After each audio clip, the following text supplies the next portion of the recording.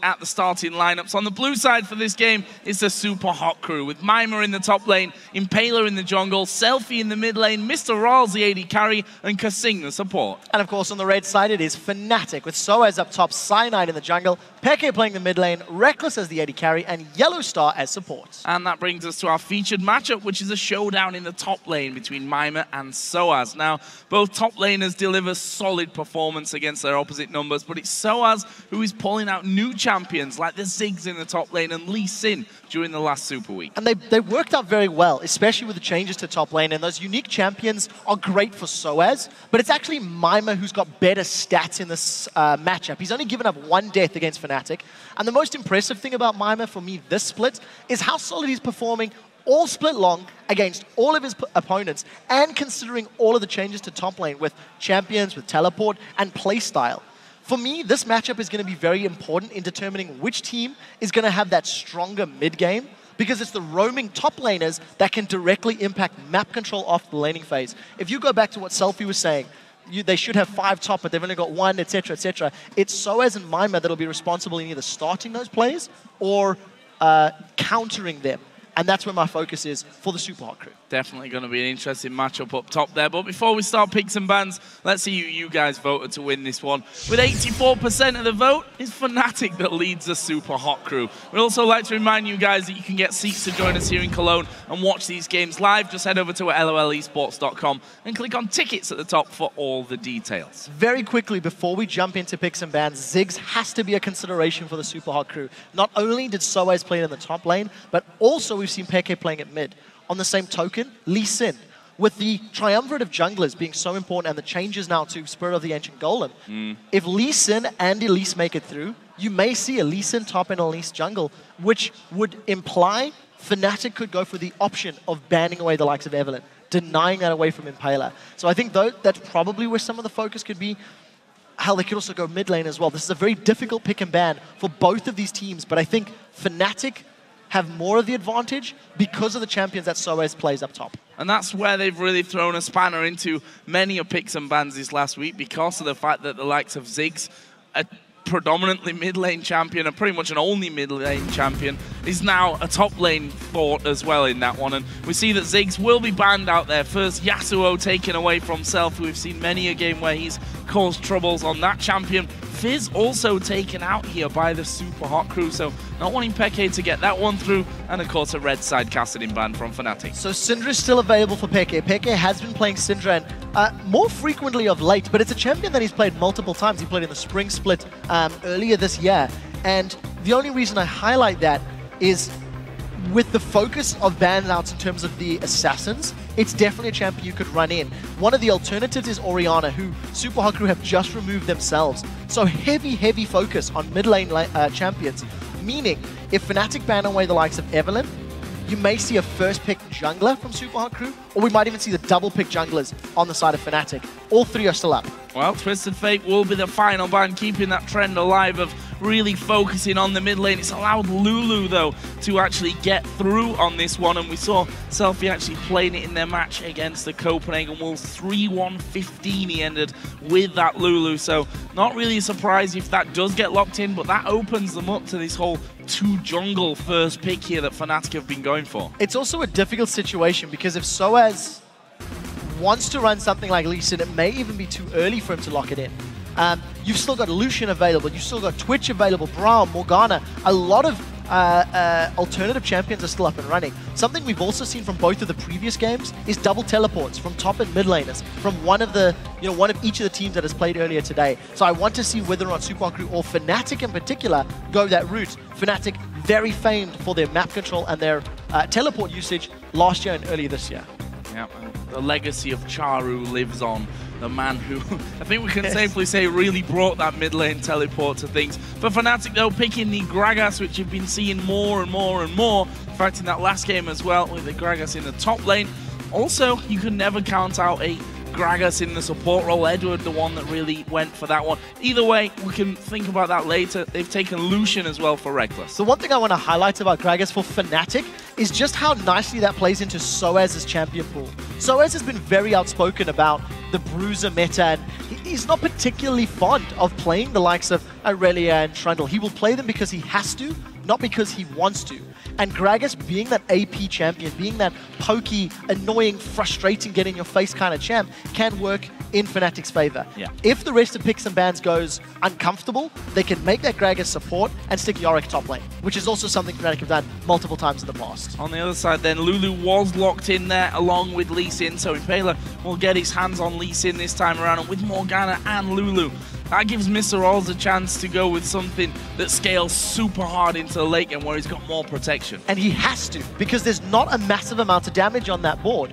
Lulu will get damage in the very late game. Will be able to build himself up. Lee Sin can execute, of course, but if you don't run something like a Twitch or a Cogmore in this scenario, I feel like Super Hot Crew are lacking in damage. You look at Fnatic's squad, Gragas will be equal, if not better damage than Lulu in the mid to late game. Lucian's great damage, Syndra's got great burst, and Evelynn is always going to have that flank potential. So I like Fnatic's composition a little bit more well-rounded, but Super Hot Crew have got the makings of a protect the something, and we just need to see what that something ends up being. Well, we saw 3 games of Lucian out of 4 from Mr. Rolls last week. The other one that he did bring to the table was Cogmore, so that lock-in really wouldn't surprise me. I'm currently sat on Mundo, although Kasing has taken this very support-heavy trend of kind of sitting on whatever he really wants until the last few seconds of Champion Select. Yeah, and we'll see how long, what he decides to swap out. The one thing I want to highlight is Cyanide opted to go for Evelynn over the likes of Elise, who was also available. So this may put an indication on how Fnatic wants to play their laning phase and their mid to late game, looking for those flanks and looking to displace their opponents with Gragas and single out targets with the likes of Thresh, with the likes of Syndra. So I think there's going to be a lot of pressure on Cyanide because there's no front line here. There's no real protection outside of the displacement from Gragas and the peel from Thresh. So if Lee Sin or Mundo get into Fnatic's backline, they can create havoc for Peke and for Reckless. One thing we always have to note though, and specifically these last 2-3 weeks, Thresh and Yellow Star, that combination, that pick for Fnatic has been so strong. If we look back to the game against Millennium in Super Week 1-0-15, and he's just been hitting hooks left, right, and center. So good with Thresh right now. Yeah, and it's going to be very difficult for Super Hot Crew when you look at Lulu, Lee Sin, and Dr. Mundo. They're a fairly linear engaged champions. Yes, Lee Sin is mobile, and he can catch you off guard with those insect-style kicks. But other than that, once a Sonic Wave lands, Yellow can prepare the flay. He can interrupt it. Mundo has to run at you. Lulu needs to speed boost up to you. So if Yellow starts playing well, that's going to be the peel that the team needs. But if he doesn't land the abilities, I think Super Hot Crew can run them down. And form tells us that Yellow Star will be ready to land those abilities, that's for sure. But guys, with champions locked in, which top lane do you think landed a better champion? Tweet at LOL Esports with hashtag Mima or hashtag SOAS, and we'll see if these lineups manage to sway your votes. Mima going back to Mundo, a champion which, if you remember all the way back to when he first came into the LCS with Ninjas in Pajamas, he was pretty much running only the likes of one of those super tanks in this top lane. And if memory serves, he played it in the opening weeks of the summer split fairly well. It's a champion that's fallen out of favor in the top lane somewhat, but if he gets to that tanky stage with the assistance of Lulu, it's going to be an unkillable Dr. Mundo. Well, here we go then into game for our third matchup of the day. The Super Hot Crew taking on Fnatic. Fnatic, as we said earlier on, sat in second place, tied with SK. In fact, I think they're even statistically higher than SK now because of SK's loss earlier on in the day, which obviously a win here would propel them into a very nice position sat behind Alliance. Super Hot Crew though, they're certainly still in a bit of a transitional phase, I think we can safely say, despite the fact that they did so well in Super Week. Kasing and the rest of the crew are still building themselves up to the power point that they want to be in. Yeah, I completely agree. And it just looks like the Super Hot Crew are this young, talented team, because every time you see them playing, their lanes seldom get dominated. You know, even Selfie, who's somewhat quiet in that mid lane, does very well against these superstars of Peke and Froggen, etc. Mima, I mean, he's 1-1-18 in 2 games against Fnatic. He's only given up a single death, and same with Mr. Raz. So Super Hot Crew have got the individual talent, and it just comes down to that in-game leadership and in that decision-making that can help them either win games or, in some cases, lose games. Well, let's have a look at the start here, because it's been a fairly pensive one with just a couple of wards down on either side of the map. Fnatic got one down for the blue invade with the Tribush and on the ramp as well. Also one on the top side of the map, but it doesn't look like there'll be too much in these early stages from either team, to be honest with you. Mundo going to join Lee Sin on the top side for the Super Hot Crew, and it looks like we wouldn't be seeing no lane swaps either with the 2v2 setup down bottom. Yeah, so, you know, with the changes in 4.11 to the turret shots being stronger, as well as the experience from lane minions going further, it's just going to reduce the effectiveness. And there's your public vote. A lot of fans for Mima. Well, Fat Man in me is disappointed at only 19% there for Soaz's Gragas, but we'll see how that one all works out for him. Traditionally, we've seen him run this top lane Gragas before and not been super impressed, but times have somewhat changed on that front, and as you said earlier, definitely become a lot more popular. Yellowstar not messing around here at the start with the harass onto Kasing. That's a very good positioning. Yellowstar taking advantage of that early flay and range damage you can put down. But I just want to briefly mention that top lane Gragas, because if memory serves, Kevin built top lane tank Gragas in the spring split earlier this year. And I personally was laughing at it. I said, this can't work. This isn't the meta for it. And it ends up working a few months later. And we're seeing Gragas all over the place. And you can see how he's already harassed Mima. He's got a level advantage, and he's going to poke him down with those barrels. And because there's sustain from Gragas' passive, he's also going to have a very good pre-6 laning phase against Dr. Mundo.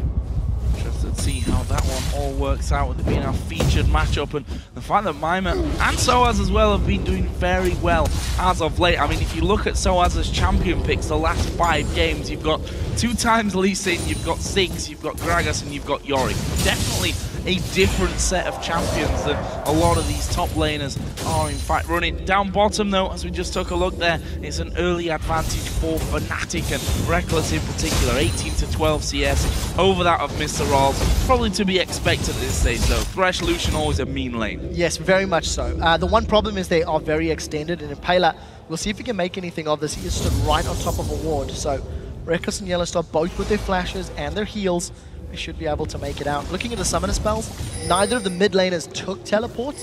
Selfie, of course, is going to be looking for some more damage, and when comboed with the Dr. Mundo release in, maybe he's going to have enough damage with the Ignite to secure a kill. Look at the difficulty here for Mima, but the interesting thing is, because Soaz has spent so much time trying to focus and harass Mima, he's actually behind on CS. So if Mima can farm up this wave equally with Soaz, he's going to maintain the CS advantage. But Cyanide wants to ruin his day. Mima not close to hitting that level 6 point where he's got the extra safety of the regen of his ultimate, and Soaz has started to push this wave in. Cyanide surely he's going to come out from this one, and we can see, or can't see, Mima and start to back away, but Cyanide headed him off, and that will be first blood. Fnatic not really taking damage either, only Soaz there took 2 turret hits, and that was really, really well executed. That was just all too easy for Fnatic. Mima made a small mistake trying to back away, and just forgot that Cyanide was going to be there. So instantly gets dropped. First blood secured by Soaz as well. Now we'll see if Peke can get away. That's a great stun. That is a brilliant stun. Impaler stopped in his tracks there as he tries to throw out that Q, and Peke not messing around in this mid lane. I think it expected that Impaler was going to be visiting there, considering that the top lane and the bottom lane were both free of any sort of jungle presence whatsoever. And Red like a buck. Meanwhile, Selfie going very low. There is a polymorph coming in. Will Peke try this one? Either way, he's forced a flash from Selfie. So Peke just really stamping an authority on this mid lane. So he manages to avoid the gank, and he burns the summoner spell from Selfie. He hasn't even hit level 6 yet. So if he can take advantage of this small window or small level gap, maybe he can get him. That's it. That's the kill he was looking for. The stun landing at maximum range. He flashes in, puts down the Ignite with an auto attack. And because how low he got Selfie earlier on and that flash was already gone, it's an easy kill for Peke. Yeah, you have to question why Selfie was sticking around. He was so low on HP, he knew he didn't have flash, maybe just underestimating the stun range. Unfortunately, Yellowstar does throw a hook wide. I also want to call out that Yellowstar starts with a Relic Shield this matchup, and the reason I highlight that, during all of Super Week, when playing Thresh, Yellowstar started with the Ancient Coin. He was working towards the Talisman of Ascension. So his aggressive playstyle in lane is most likely attributed to the fact that he's got the Relic. And we should also highlight that because it's a 2v2 lane matchup, you get more combat stats and more combat power from that GP10 than you do from the coin, which you know, could theorize works that way. Soaz was 6, by the way, so he did knock Mima backwards. He did knock Mima backwards, and he flashes there over onto the barrel, and that, again, I'm afraid for the Super Hot crew, looked far too easy for Fnatic. Second time again, and that's Mima with the Negatron cloak. You know, Mima already teleported back to lane, only to be giving another kill away to Soaz and Cyanide. And it's just a matter of the two of them just synergizing so very well. You know, we touched on Cyanide starting with Evelynn as opposed to Elise. I actually think both of them could potentially have set those ganks up, but it's a good start for Cyanide, because if he can get some tanky stats, it's going to allow him to flank and get to the backline of Super Hot Crew even earlier, thanks to a strong start to this game. And I think after 7 minutes, our vote from who's going to have the better time in the top lane may have swung somewhat. 2-0-0 for Soaz. Rod of Ages is almost done. Cyanide getting himself those couple of assists, as well as we see the blue buff. First one of the game being given over to Selfie here in this mid lane for the Super Hot Crew. They're currently 2,000 gold behind, just 7.5 minutes into it. Yeah, I would dare say, though, the Super Hot Crew composition, with the exception of maybe Lee Sin, does need some time to scale up. Cogmore needs his items. Lulu's going to need items. Even Dr. Mundo is going to need the Spirit Visage and, you know, some more HP before he can really tank up on the front line. So on the assumption that Super Hot Crew can defend their towers, they may be able to pull this one back. But they can't afford to keep giving up kills, and very importantly, they can't afford to give up dragons or multiple towers back to back. Because if Fnatic can string together a few thousand gold lead more, it may be too far ahead for Super Hot Crew to pull back. And always a question with these later game compositions, how close can you keep the game? And Soaz going to go in there once again onto Mima. Mima is going to pop his ultimate here. Not sure if Soaz has got enough damage, but that barrel will keep him very, very low. The regen from his ultimate just about saving him, but again, the pressure continues, and Soaz has now started to take the lead in terms of the farm as well. Yeah, he's completely got control of that top lane. Mima is not having a very good time of it, and he can't deal with the range and the percentage HP damage that Soaz's Gragas is putting out. Every time Soaz charges up that W, he's going to go in for the Drunken Rage hit. And Mima, who's going to be building and stacking up those hit points, it just makes the damage increase. It's part of the reason that Soaz is chunking him down. So, good strong start by Fnatic. They haven't made any objective-based plays, but with the backing, you know, Soaz having teleport available, potentially his Rod of Ages, the makings of Blade of the Ruined King, I wouldn't be surprised to see Fnatic make a play for Dragon in the next few minutes. Also rather surprised that Peke's been left pretty much to his own devices outside of that one failed gank earlier on from Impaler. I don't really want to call it a failed gank, I'll call it a good read from Peke earlier on. He's absolutely dominating this mid lane, got himself that kill, is a good chunk ahead in farm, and look at this, Cyanide and Yellowstar already starting off the Dragon, knowing that the Super Hot Crew's bottom lane had gone back after pushing out the wave. This is the first Dragon of the game, and it's going to Fnatic without any kind of fight from the Super Hot Crew. Just very intelligent play. Fnatic using the recalls and the shopping time to secure an uncontested and a safe Dragon. So they get an even larger gold lead, and interestingly, in terms of the backs, Mr. Rolls grabbed himself that Zeal and Phage. So because he's going for Trinity Force first, he's looking for a slightly larger power spike than the Blade of the Ruined King. We'll touch on that in a second, as this is going to turn into a 2v2. Oh, there's a kick on towards Peke. Peke may well be in trouble. He is going to go down. Impaler will surely follow with this one, though. And there's the TP. Yellowstar appears as well. And that will be the double kill for Cyanide. And again, Fnatic reading them like a book. Yellowstar appearing out of seemingly nowhere. This should be the tower as well. Yeah, they've just got a minion wave behind them with a siege minion, and Fnatic will secure the first tower of the game. They get more kills to their name, and even though Selfie and Impaler had a very good setup to kill Peke, they just didn't anticipate that very fast response, and they just get shut down. And surely that's what they mentioned in the pre-game video as well, that Impaler's in the enemy jungle here. He said himself that he dies stupidly sometimes because he doesn't expect the reaction from them. It was actually him that set up the kill, but the quick reactions of Soaz coming down with TP of Yellowstar was already well underway when that fight kicked off. Fnatic do it again to the Super Hot Crew. And they're just going to continue to grow this lead. Look at the vision that Fnatic have given themselves in the red buff area of the Super Hot Crew. That's 1, 2, 3, 5 wards down in the jungle camp. Just thanks to Yellowstar roaming around, moving into the jungle, again, taking advantage of Super Hot Crew's back timing, their recall timing. On the side of the Super Hot Crew, we only see 2 sweeping lenses, so they need to do a better job of clearing that vision out, because Fnatic can just keep making all of these informed decisions. Notice how Reckless and Yellowstar are playing super safe, because they notice Selfie backing away. So for me, Super Hot Crew need to change to more sweeping lenses and deny vision if they want to try pull themselves back into control of this game. We saw Lee Sin hanging around this bottom lane, constantly pulling off the recall. It looks like this time he will finally be going completely home and won't stick around, so nothing gained for Impaler down on this bottom side. And we also heard that Yellowstar, a big reason for Fnatic's vision control, he got himself that sight stone at an earlier period, which of course is going to give him more time to walk around, particularly that bottom side. Of Selfie here is going to be jumped on by Cyanide and Peke. Not a lot of mana left for Peke as Impaler comes in, the Wild Growth helping Selfie to escape. Yeah, Impaler did not want to be there. He's got no additional MI and he would have been popped just as quickly. You touched on the fact that Yellowstar's got the sight stone. I also want to highlight the fact that he sold his relic shield and he has picked up the ancient coin. So again, Yellowstar is trending towards that talisman of ascension. Fnatic and Yellowstar in particular put a high importance on the mobility that that item gives you. And I want to see if he's going to rush complete that before anything else, because I would go as far as to say he's the only Thresh that is prioritizing that talisman so highly. So, nevertheless, Fnatic group themselves up. They've got a lot of support in this top lane. They put Reckless up top along with Yellowstar, trying to deny Mima even further, push him away, and Fnatic going to grab uncontested tower. Yep, 2 turrets for Fnatic. Reckless will just let those minions be taken down. Meanwhile, Fnatic stole away the blue buff there, which Cyanide will gratefully take, but the Super Hot Crew are going to try for something of their own. The Fnatic blue buff actually came up quite a bit later than that of the Super Hot Crews. However, Soaz might be in trouble here. He's going to, of course, have his body slam just to move away if needs be, and Fnatic are looping round now. Yeah, look at the numbers. Fnatic have got the support. If Soaz lands a good explosive cask, they could get a kill here.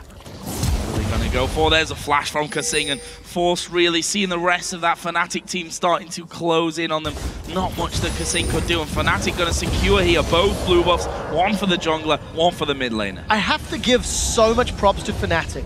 After they were pushing around and they got those kills around the mid lane, the team was thinking a few steps ahead. They pulled Reckless back to push out the top wave. Not only did they have Reckless to push out the top wave, their timing was so good that they could steal away that blue buff as well. So Fnatic are invading Super Hot Crew's jungle, are moving around the map, and because of the movements of the carries, it makes Super Hot Crew second guess and doubt themselves. Yellowstar, he wants to kill a Mima. Oh, good play, but the flash from Mima comes out, and that got him out of range of that hook. Did have to pop his ultimate and use the summoning spell as well. Good placement of the lantern for Yellowstar to actually bring Reckless up to speed when it came to that little fight that went on in the top lane. And Fnatic continue their so far dominant performance over the Super Hot Crew. Not quite at the 15-minute mark by now, but we can see already a healthy gold lead for Fnatic. And again, Yellowstar says, okay, I can leave Reckless safely now in this top lane. I'm just going to go back to sweeping out a few wards and seeing what I can do. And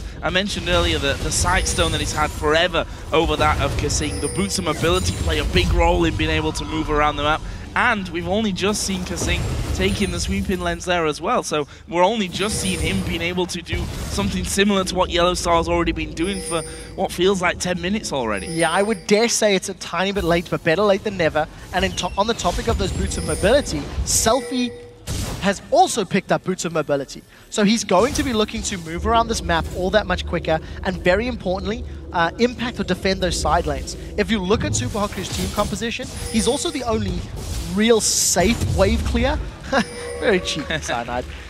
So for Selfie, there's going to be a lot of importance in getting into position and defending the right towers. Actually, I think Selfie might get dove here. Look at Yellowstar and Cyanide's positioning. They might want blood.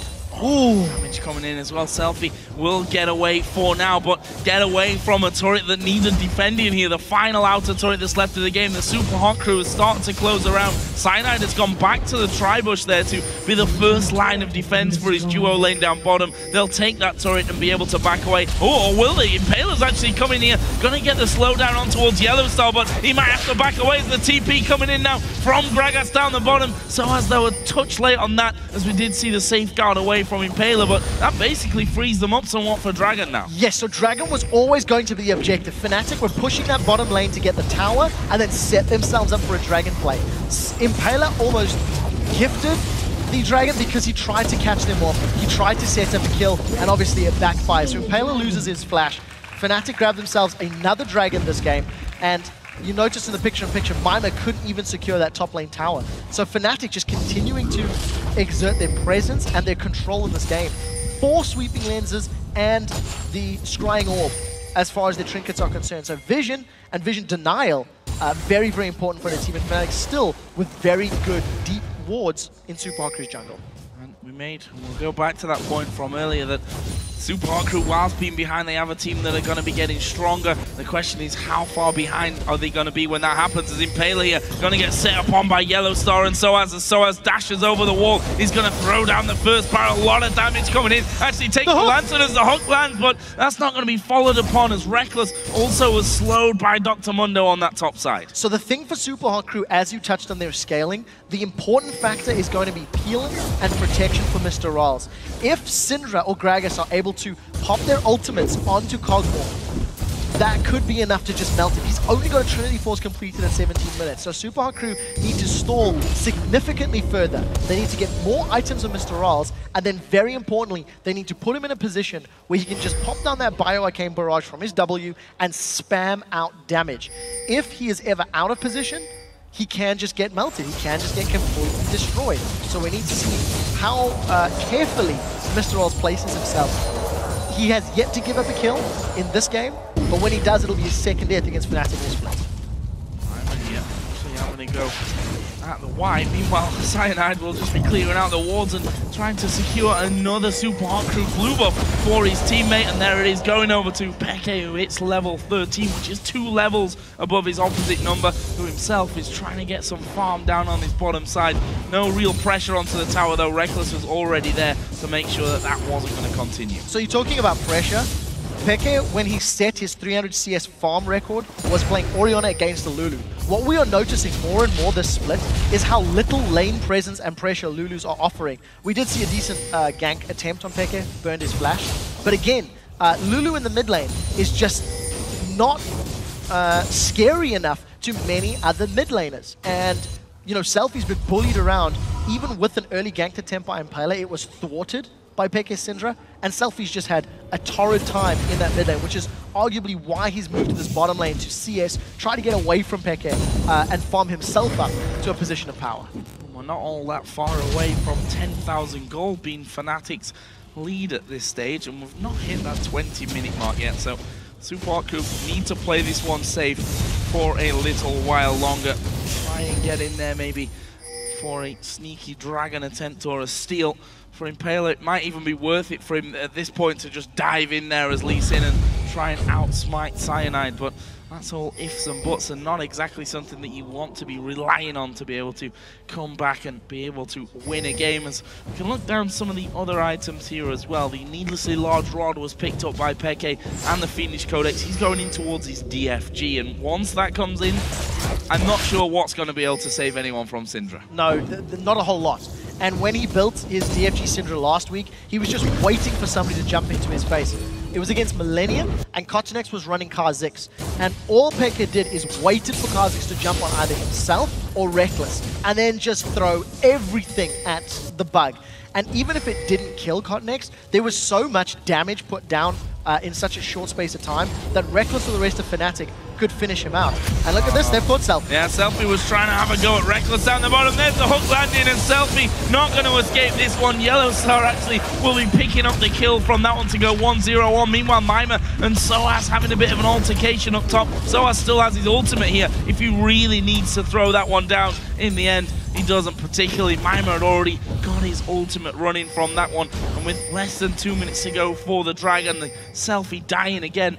He's not having the game of his life. Those boots of mobility that he picked up earlier, not quick enough, even being Lulu, to get away from the danger of Fnatic. Definitely not. The most interesting thing over the last minute was the fact that Mima seemed to push Soaz away. Mima does have that giant spell, he does have the Spirit Visage picked up, so if he's mitigating all the damage Soaz is putting down to the point that he can duel him, then that's obviously a good position for the Supa crew. But they can't even defend the tower. Remember, Selfie's Lulu is the safe wave clear. Yes, Voidoo's Living Artillery from Kog'Maw is going to do something to help, but it's certainly not a insta-give wave clear spell when you're building him Triforce and working towards Blade of the King.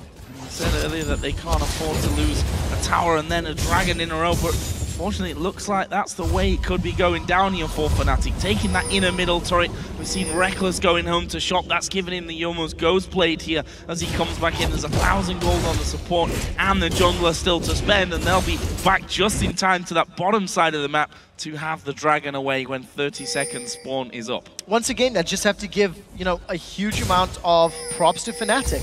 With a minute left before Dragon respawns, they push the mid lane down, they get the inner mid turret from Super Hot Crew, and then they back out through the jungle to place wards. Those wards have just been cleared out by Super Hot Crew mostly, but nevertheless the decision making is very, very smart, and it's showing the Fnatic are planning a few steps ahead.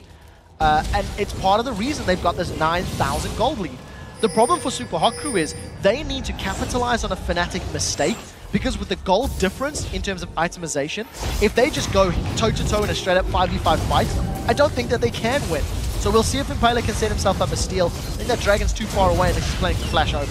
And he goes through. They've got the vision there as Impala inside of the Dragon Pit. Can he steal it? No, he can't. He's going to lose out on that and gets hooked and finished off by Reckless. And that's a kill. And that is the Dragon going over to Fnatic, the third of the game. And the reason I said flash over is if Impala was going to jump in there with his Safeguard W, the cooldown was going to be not available for him to jump back to a teammate. So fortunately, Impala tries a moment, but Cyanide is well known for securing objectives, whether it's his or his opponent's. And unfortunately, Super Crew, 11,000 gold. This is just now a slow strangle. Fnatic have got complete control of the map, complete control of the objectives, and it is just a matter of time before Fnatic decide to siege up more towers. Hell, they don't even need to siege, they can just sneak one away because Super Crew aren't here. I was going to say, they're already doing a good job of this. One as a hot comes through, Selfie sidesteps. We see the talisman there that Yellow Star swapped out earlier on, and that will get them away to safety. The DFG for Peke is there as well. And overall, Fnatic in a commanding position. We can see that Selfie actually picking up an elixir there, so he obviously feels that he's really behind in this one and needs that power now, or certainly what could be in the coming moments. I mean, at this stage, Fnatic don't really need Baron, but they're in such a good position even if they were to force a fight there. With all of the objectives and the farm that Peke has over Selfie's Lulu, it's close to 2,500 gold. Actually, it's 2,700 gold difference between Selfie's Lulu and Peke's Syndra. And while Peke hasn't spent 1,300 of that, that is a massive, massive difference at 24 minutes into the game. And there's not enough MR or defensive stats on anyone except Mima. So Peke should be able to just blow anybody up that's in range.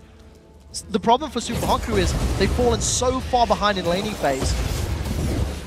I struggle to see how they can, you know, regain control of this game without forcing Fnatic to make mistakes.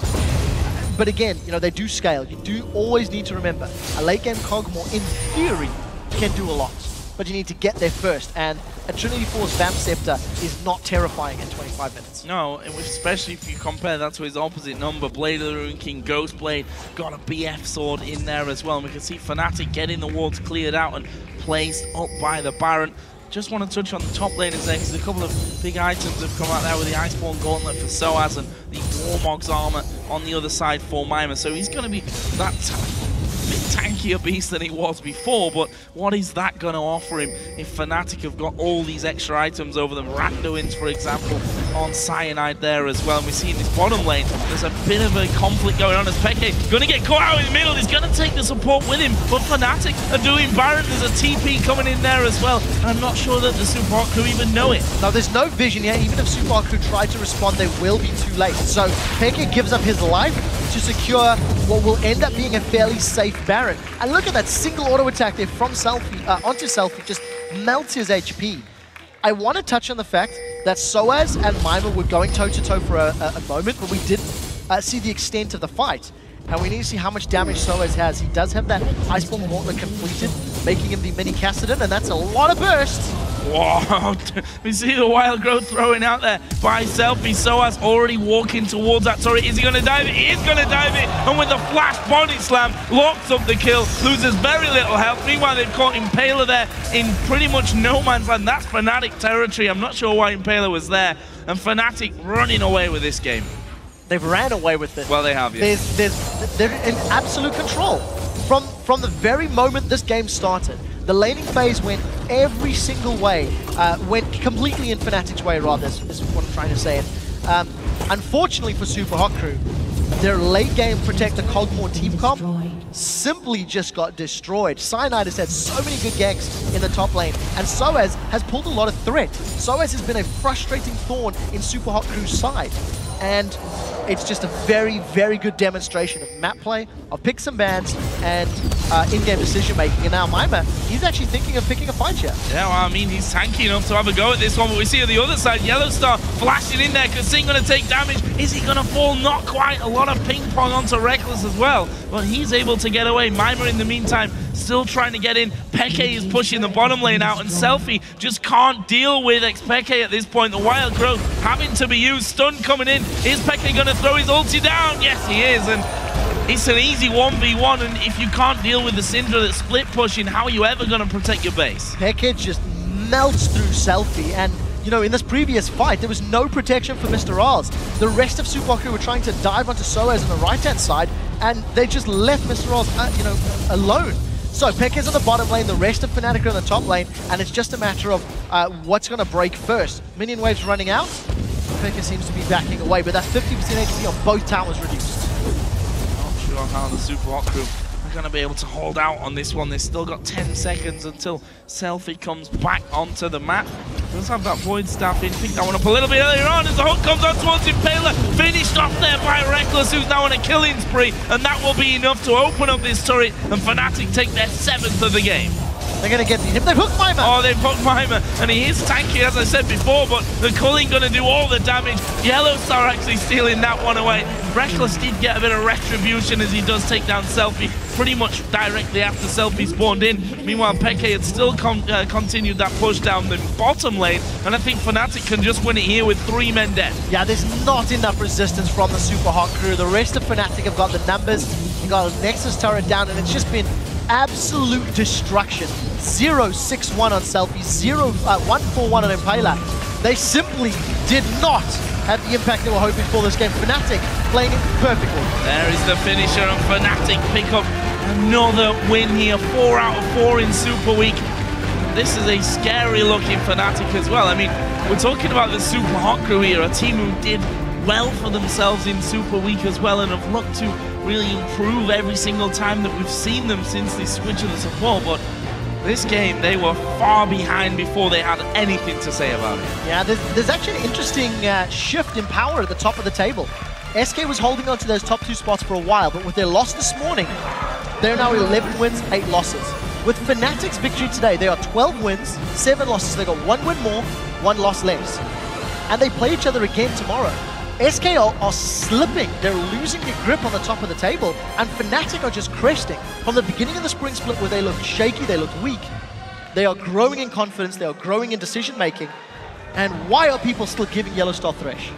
And why do we ever expect anything else from Fnatic other than they peak at the right time in the year? They look decidedly dodgy. If you look back to early stages of the year where we thought, oh, we even said it ourselves, is this time where Fnatic, you know, drops their crown and aren't able to pick up another split? Well, obviously Alliance have something still to say about that, and we've still got a way to go, but they have improved so much over the last couple of weeks. They have, and on the other side of the coin, the Super Hot Crew got 3-1 last week. It doesn't look like they even showed up. No. It doesn't look like the same team that played phenomenally last week against Fnatic. Fnatic just completely strangled any decision they made. Any gank that Impaler attempted got shut down. Lanes went in favor of Fnatic, and Super Hot Crew were just dancing to Fnatic's beat the entire game. We saw that top lane Gragas pick from Soaz, and the fact that we've been seeing it so much more often these days, ending 3-0 for constant pain, really, for the entire Super Hot team.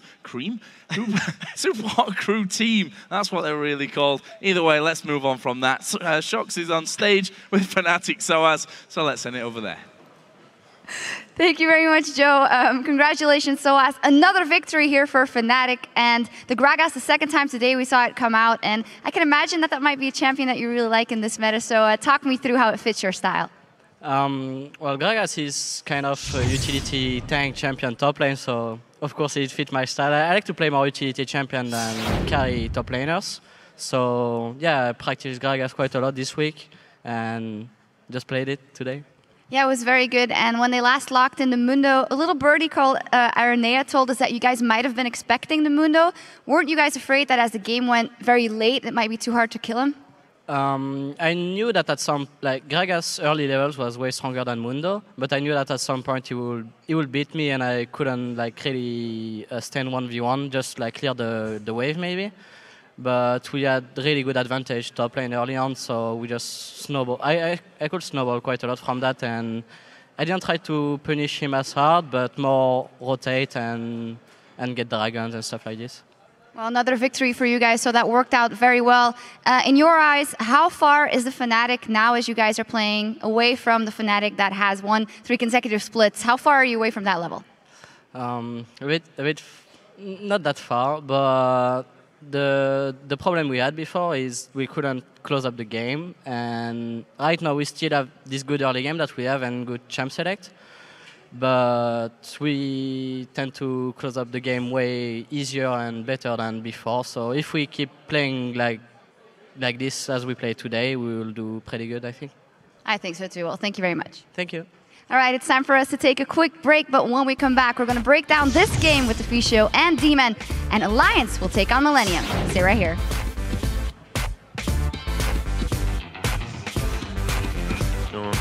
Mima, how does my hair look? 1 out of 10 jellycoos. What? 1 out of 10 jellycoos. It means he's not very jelly at all. We'll touch on that in a second, and this is going to turn into a 2v2. Oh, there's a kick on towards Peke. Peke may well be in trouble. He is going to go down. Impaler will surely follow with this one, though. And there's the TP. Yellow Star appears as well. SOAS already walking towards that turret. Is he going to dive it? He is going to dive it. And with a flash body slam, oh, they've got Mimer. And he is tanky, as I said before, but the Culling going to do all the damage. Yellow Star actually stealing that one away.